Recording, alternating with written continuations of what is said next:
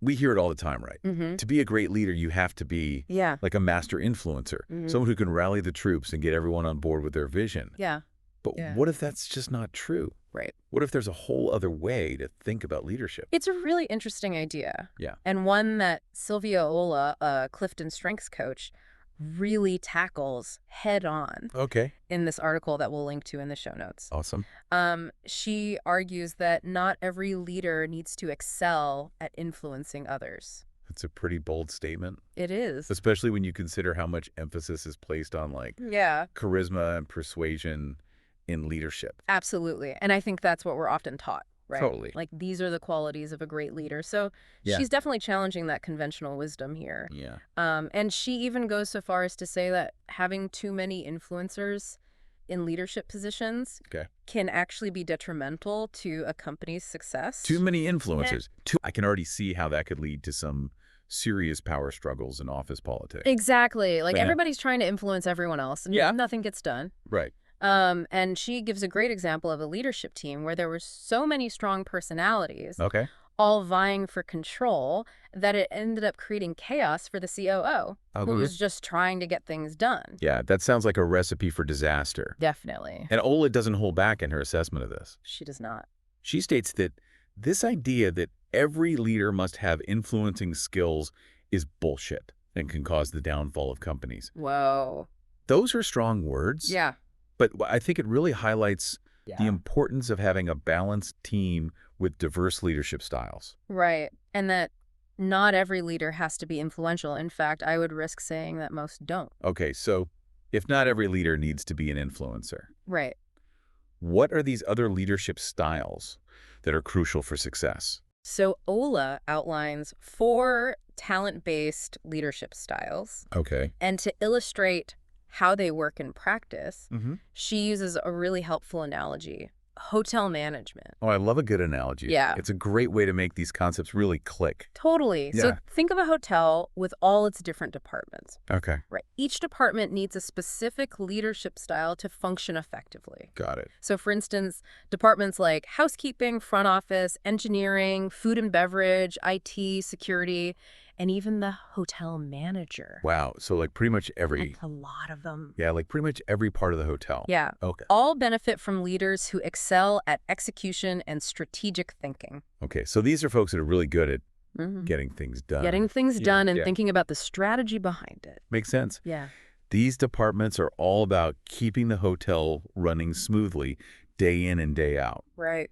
There are a lot of moving parts and tasks to coordinate. Absolutely. So you need someone who's incredibly organized, detail-oriented, and focused on efficiency. It's about creating those clear structures and processes Yeah. so that teams can execute tasks effectively. Got it. Think of it as like building that well-oiled machine. Yeah. So these leaders may not be the ones grabbing the spotlight, but they're the ones laying the groundwork for success. Yeah. And Ola emphasizes that grit, discipline, and responsibility are essential Oh, wow. for this leadership style. So it's not just about like No. giving orders and like, barking orders at people. Right. It's about, empowering. yeah. Yeah, setting those clear expectations, Yeah. providing the necessary resources, and Yeah. then trusting your team to get the job done. Trust is huge. Right. Yeah. Okay, now let's shift gears a little bit Okay. and look at departments like sales, marketing, revenue, and finance. Okay. So these are areas where it's very Data is king. data is king. Yes. Yeah. So Ola argues that strategic thinking, Particularly the data-driven kind, should be the primary leadership style in these departments. got it. It's about analyzing trends, making predictions, and justifying decisions based on hard evidence. So in these roles, it's less about trying to Okay. win people over with charisma Right. and more about letting the numbers speak for themselves. Exactly. Ola believes that the data should be the most powerful influencer in these areas. I like that. Yeah. Data as the influencer. The data is the influencer. I love it. And she highlights consequential thinking Okay. and anticipating future events as key skills for these leaders. So thinking about what's going to happen Yeah. down the road. Exactly. Yeah. And, she even mentions a revenue director who's highly skilled in influencing Okay. and has strong people skills, but struggles with that data analysis side of the job. Oh, interesting. And her influencing skills actually become a distraction. Wow. because she lacks that core strategic thinking required for the role. That's a really interesting point. It highlights how even valuable skills Mm-hmm. can become a weakness Right. if they're not paired with the right kind of strategic thinking for a particular role. Exactly. It's Yeah. like having all the pieces of a puzzle, Yeah. but not knowing how to put them together. Right. And this really resonates with what we're seeing in so many industries today. Totally. Data is everywhere, It's everywhere. and the ability to interpret it effectively is becoming more and more valuable. Absolutely. It's no longer enough to just have a gut feeling or rely on anecdotal evidence. Right. You need to be able to back up your decisions with hard data. So we've talked about leaders who are all about execution Mm-hmm. and those who are driven by data and strategic thinking. Right. But what about when you need a combination of skills? Yeah, that's where things get even more interesting. Yeah. Especially when you look at a department like human resources. Ah, yes, HR. Yeah, They definitely have to wear a lot of hats. they do. They really do. Yeah. Ola believes that HR leaders need all three skills: strategic thinking, people skills, A&D influencing to be successful. It makes sense when you think about it. Yeah, They have to balance the needs of the business with the well-being of the employees. it's such a balancing act. Yeah. Right. They need to be able to think strategically about the organization's goals Yeah. while also being deeply empathetic and understanding the needs of individual employees. That's tough. It is. Yeah. It's a tough job. I can see how lacking any one of those skills could throw things off balance. For sure. Like if you have an HR leader who's too focused on the business side, Okay. right? They might implement policies that seem cold and impersonal, Yeah. and that can lead to low morale and employee dissatisfaction. And then on the flip side, if they're too focused on the people side, Right. they might miss the bigger picture of what the organization needs to thrive. Absolutely. It's about finding that sweet spot, right? And then there's that influencing piece. Mm-hmm. HR leaders need to be able to effectively communicate their vision Yeah. and get buy-in from both employees and other leaders within the company. Otherwise, they might have great ideas that never actually get implemented. Exactly. It's like having a beautifully designed blueprint for a house, but never actually getting around to building it. Right. So we've got executing a strategic thinking, Yeah. data-driven strategic thinking, Uh-huh. and the trifecta of strategic thinking, people skills, and influencing in HR. Right. What's the final leadership style that Ola identifies? So for that, let's look at the role of the general manager. Okay, the GM, Yeah. the person ultimately responsible for the success of the entire hotel. Right. And Ola highlights influencing and strategic thinking as the two most critical leadership styles for this position. Yeah. It's about being able to inspire and motivate your team Yeah. while also having that big picture vision to guide the hotel in the right direction. That sounds like a really challenging role, It is. requiring someone who can both lead and inspire.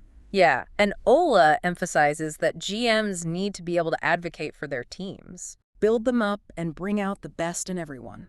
I like that. Yeah. That's a good quality in a leader. Yeah, for sure. And she also stresses the importance of strategic team building, Okay. which goes beyond just having good relationships with your department heads. I've seen this happen, you know? Oh, yeah. A leader builds a team based solely on personal connections. Right. And it backfires. It happens all the time. Yeah. You get these little fiefdoms within the organization where department heads are more concerned with protecting their turf than working together for the common good. Right, creates this toxic environment where everyone's trying to please the boss, but no one's actually focused on the bigger goals. Exactly. Yeah. So instead, Ola argues that GMs need to focus on building teams based on shared goals, Okay. complementary skills, and a genuine sense of collaboration. It's like building a house where Yeah. each person has a specific skill set, the electrician, the plumber, the carpenter, Right. and they all have to work together to create something beautiful and functional. I love that analogy. Yeah. So stepping back and looking at all four of these talent-based leadership styles, Okay. what's striking is how they're all interconnected, Yeah, right? While each style has its own strength, they're all pieces of the same puzzle. absolutely. And Ola emphasizes that the most successful teams have a balance of all these styles working together. Got it. It's not about saying one style is better than another. Right. It's about recognizing that diversity of thought, perspectives, and approaches is what makes teams truly thrive. It's like a symphony orchestra. Yes. You need the strings, the woodwinds, the brass, and the percussion all working together in harmony to create a truly beautiful piece of music. Exactly. And it makes you think about how often we try to fit people into these narrow leadership boxes, Right. when in reality there are so many different ways to be effective. Totally. And Ola acknowledges this too. Okay. She points out that the importance of certain skills can vary depending on the size and structure of the team. That makes sense. For example, if you're leading a very small team, Yeah. those people skills might not be as critical. Yeah. If you only have like 2 or 3 people reporting to you, Right. you probably don't need to organize like elaborate team building retreats. Exactly. Yeah. And she also notes that strong HR processes can provide support for leaders who might not be naturally people-oriented. Oh, that's interesting.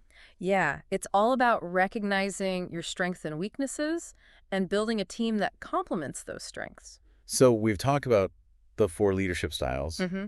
the importance of a well-rounded team, and how the importance of certain skills can change depending on the context. Yeah. What else stands out from Ola's work? So one thing I wanted to touch on is that strategic thinking piece. Okay. Because we've talked about how it's a key component of all 4 leadership styles. Right. Remember how Ola playfully points this out in her article? Uh-huh. Strategic thinking, wink, wink. I love that she threw in that wink. Yeah. It really emphasizes how essential strategic thinking is regardless of your leadership style. Exactly. And it gets you thinking. Yeah. Why is that? Well, I guess leadership at its core is about looking ahead, Yeah. anticipating challenges, and guiding a team toward a shared goal. Right. And you can't do that effectively without thinking strategically. Exactly. Like you can be the best at executing tasks. Yeah. But if you're executing a plan that's not aligned with the overall vision, Right. you're not really leading, are you? It's like rowing a boat with all your might, but heading in the wrong direction. Exactly. Yeah. Same goes for influencing. Yeah. You might be incredibly persuasive, Wow. but if you're persuading people to do things that aren't strategically sound, Yeah. you're not helping anyone. It's like convincing everyone to climb the wrong mountain. Exactly. Yeah. So Ola's work really shifts the focus away from personality traits or charisma Okay. and highlights strategic thinking as the foundation for effective leadership. Yeah. It really is a powerful way to think about leadership. It is. So we've covered a lot of ground today. We talked about debunking that myth that every leader needs to be an influencer. Right. We explored Ola's 4 talent-based leadership styles, Mm-hmm. and we highlighted the importance of strategic thinking as like, Yeah. a foundational skill, The bedrock. the bedrock. Yeah. And I think, the key takeaway for our listeners Yeah. is that there's no one-size-fits-all approach to leadership, There really isn't. like we've been saying. Right. And I think the most effective leaders Yeah. are the ones who understand their own strengths, the strengths of their team, Yeah. and how to create a dynamic where all of those strengths can work together. Yeah, it's about recognizing that diversity of thought, Mm-hmm. perspectives, and approaches is what makes a team truly thrive. Right. Think about some of the best teams you've been a part of. Yeah? Chances are there was a mix of people who excelled in different areas. Totally. Right? You had your doers, your strategists, and your people connectors, Right. each contributing in their own unique way. It's that synergy that creates something really special. Yeah. And I encourage you to think about the leaders that you've encountered in your own life. Right. What were their strengths? Mm. What made them effective? And how did their leadership style impact the team as a whole? That's a great question to reflect on. It is. Yeah. It really helps us see those different facets of leadership Yeah. and how all those different approaches can shape the culture and dynamics of a team. And for those of you who want to dive deeper into Ola's work, Yes. we've included links to her books and Clifton Strengths courses in the episode description. Definitely check those out Awesome. if you're interested in further exploring these concepts. And to wrap things up as you go about your day today, Yeah. I want you to just pay attention to the different leadership styles that you encounter. Mm-hmm. Think about how those styles are impacting the team, Yeah. the organization, or even the broader community. It's all around us. It is. It really is. Leadership in all its forms shapes our world. So true. So ask yourself, are the leaders you encounter leveraging their strengths and those of their team? Yeah. Are they trying to be everything to everyone? Right. How can you, regardless of your title or position, Yeah. step up and lead with your unique talents? It's a great question to ponder. It is. And with that, we'll wrap up this deep dive. Awesome. Thanks for joining us. Remember to subscribe and follow for more deep dives into the ideas that matter. Absolutely.